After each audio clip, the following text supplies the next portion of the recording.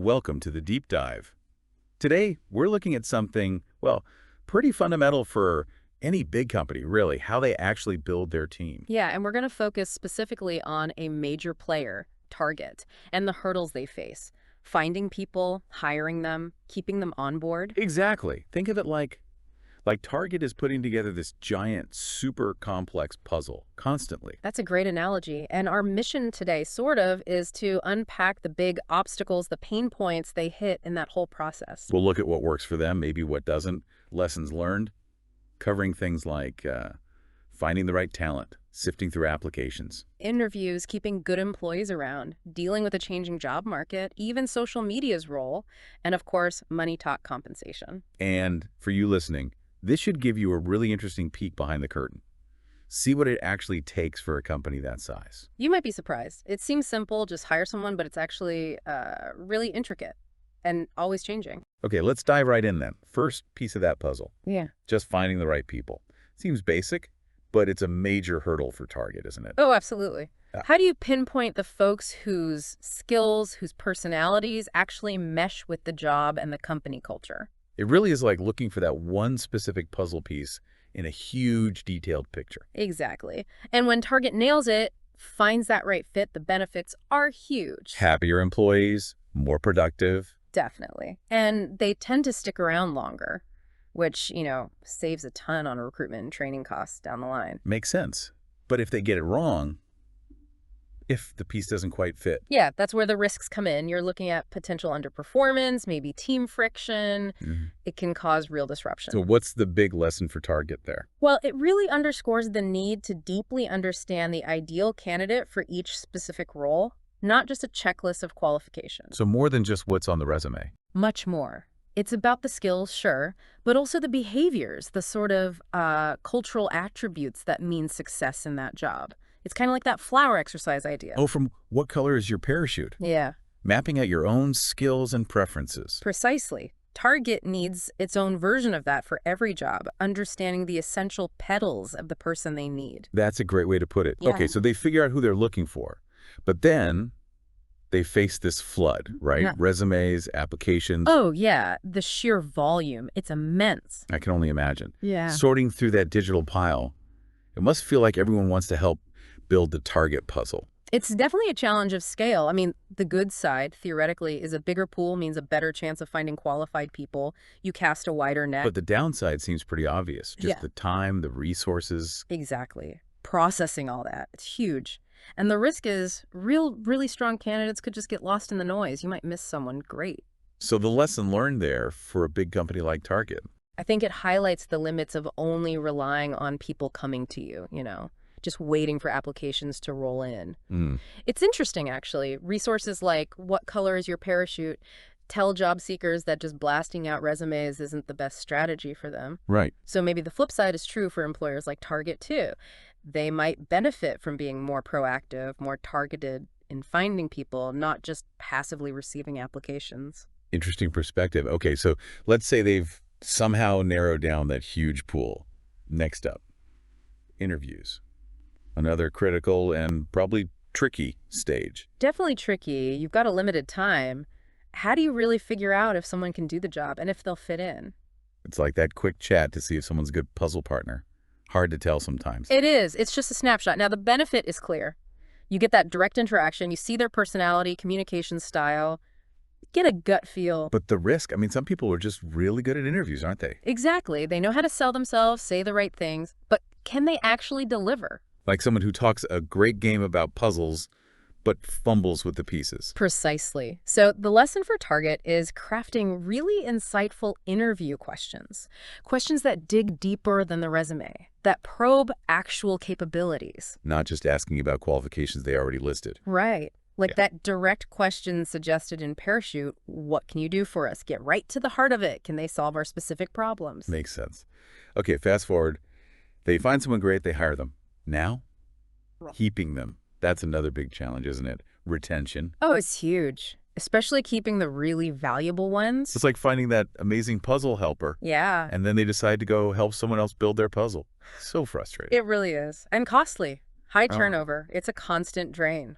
So the benefit of keeping people is Pretty obvious, I guess. Well, yeah, but it's worth stating. Long-term employees, they build up incredible expertise. They know the ropes. They provide stability. That's gold. And the risk of them leaving. Definitely. Constant recruitment, training. Disruption, cost, loss of knowledge. It's a major headache. So the lesson for Target is? It boils down to fostering a genuinely positive employee experience. Pay is part of it, definitely. Fair compensation. But not just pay. No, not at all. It's the work environment, feeling supported, included, having chances to grow, to learn new things, advance your career. You know, it connects back to Parachute again. Job seekers looking for a role that fits them. Target needs to make sure Target fits its employees too. Exactly. It's a two-way street. A good fit benefits everyone. Okay, shifting gears a bit. The whole world of work, it's not static, is it? The job market keeps changing. New roles pop up. Skills needed evolve. Constantly. That's another massive challenge for a company like Target. Staying current. Yeah. Adapting. It's like the puzzle design itself keeps getting updated. New colors, new shapes, new complexities thrown in. That's a perfect analogy. It demands real awareness, agility. Now, the upside is this dynamic market can bring opportunities. You might find talent with really fresh, innovative skills. Skills that can drive the business forward. Right. But the risk, if they don't adapt, if they can't find people with those new, in-demand skills. They could fall behind competitors, I guess. Absolutely. It can become a serious competitive disadvantage. So the lesson is continuous learning Mm. for the company itself. Yes, definitely. Learning about emerging skills, being willing to invest in training their current workforce, or actively seeking out candidates who already have those future-focused skills. It's like how what color is your parachute Yeah, gets updated every year because the landscape changes. Target needs that same kind of ongoing refresh for its hiring strategy. precisely. They can't rely on last year's map. Okay, another modern twist. Social media. How does that play into hiring now? It must add a layer of complexity. Oh, for sure. Navigating all that online info about candidates, Mhm. figuring out what's reliable, what's actually relevant, it's tricky. It's like suddenly everyone has this detailed online story, this profile, Right. and Target has to decide how much weight to give it. Exactly. And there are benefits, right? Social media can offer insights you wouldn't get from a resume. A broader picture, maybe? It is a recruitment tool too, I suppose. Employer branding. Definitely. But the pitfalls are real. Online info can be misleading. People curate their online selves, making judgments just based on a LinkedIn profile or, worse, other platforms. It can be unfair and inaccurate. So you could misjudge someone easily. Very easily. Right. So the lesson here is caution, a balanced perspective. Recognize that an online persona isn't the whole person. Avoid snap judgments. It's interesting. Parachute talks about how your Google presence is becoming like a new kind of resume. It does, which means companies like Target also need to be super mindful of their own online presence, how they look to potential hires. It cuts both ways. Good point. Okay, let's get to the really direct part. Money. Compensation. Always a big one. Always. Determining pay that's fair, that's competitive, Yeah. but also works for the company's budget. It's a constant balancing act. It's like figuring out the right price for those high-quality puzzle pieces. Too high, it hurts the bottom line. Too low. You don't get the best pieces, or the ones you have leave. Yeah. So the benefit of getting pay right is pretty clear. Attracting good people. Absolutely. Competitive pay helps attract skilled, motivated employees. It shows they're valued. And the risk of getting it wrong. Difficulty attracting talent in the first place, and then you risk losing your current top performers to companies that pay better. It fuels that turnover problem we talked about. So what's the core lesson for Target on compensation? Thorough, up-to-date market research is crucial. Knowing what the going rate is for different roles and being ready and skilled at negotiating fairly with candidates. You know, given how much advice Parachute gives job seekers on salary negotiation. Right.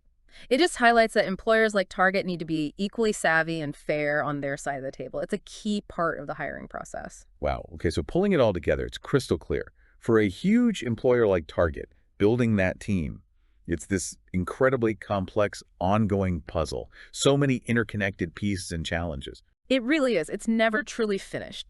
Now, maybe we can make this more concrete with that story about Alex. It illustrates some of these ideas really well. Yeah, Alex's journey, it's a great example of how understanding your own skills can open up totally unexpected doors. Beautifully, yes. Alex started out feeling, well, pretty lost professionally, unemployed, unsure, like a stray puzzle piece. We've all felt that way sometime. Absolutely. But Alex did some real self-reflection. Kind of like that flower exercise we mentioned Target should do for roles. Alex did it for themselves. And identified core strengths. Exactly.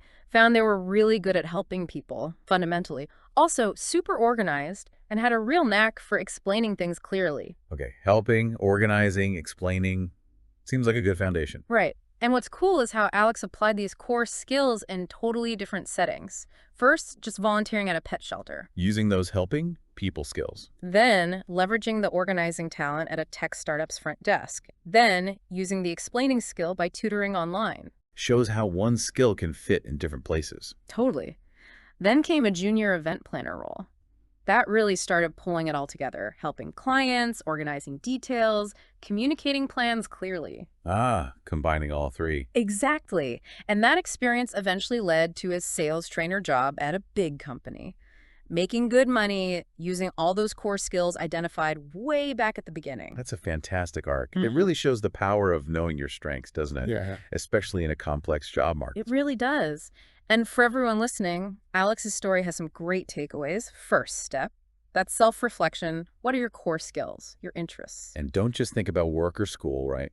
Hobbies, home life, skills pop up everywhere. Absolutely. And remember how transferable they are. What you learn doing one thing can be surprisingly useful somewhere else entirely. So be open to trying new stuff, like trying different puzzle pieces. Exactly. You might uncover talents or passions you didn't know you had and talk to people, network, learn about their careers. You never know what connections you'll make or ideas you'll spark. And that point about continuous learning seems crucial too in this changing world. Hugely important. Keep developing skills. Stay curious. Ultimately, like Alex, figuring out your own unique puzzle pieces, your skills, your interests, that's the vital first step towards finding your path. Towards a fulfilling career journey. So, wrapping up this deep dive, it's pretty clear being an employer like Target, managing that whole hiring puzzle, it's complex, it's dynamic, it never stops. Finding, hiring, keeping the right people involves navigating all these challenges we talked about. And Alex's story really brings it home that on the individual side, understanding yourself, your skills, and how careers can evolve, that can lead to really amazing, unexpected opportunities. It absolutely can. So maybe a final thought for our listeners to chew on.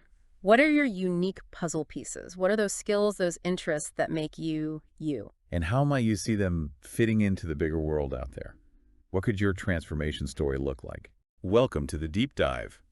Today, we're looking at something, well, pretty fundamental for any big company, really, how they actually build their team. Yeah, and we're going to focus specifically on a major player, Target, and the hurdles they face. Finding people, hiring them, keeping them on board. Exactly. Think of it like Target is putting together this giant, super complex puzzle constantly. That's a great analogy. And our mission today, sort of, is to unpack the big obstacles, the pain points they hit in that whole process. We'll look at what works for them, maybe what doesn't, lessons learned, covering things like finding the right talent, sifting through applications. Interviews, keeping good employees around, dealing with a changing job market, even social media's role, and of course, money talk compensation. And for you listening, this should give you a really interesting peek behind the curtain.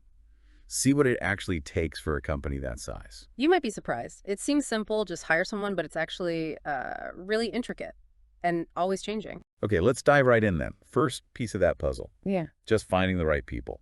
Seems basic, but it's a major hurdle for Target, isn't it? Oh, absolutely. Yeah. How do you pinpoint the folks whose skills, whose personalities actually mesh with the job and the company culture? It really is like looking for that one specific puzzle piece in a huge detail.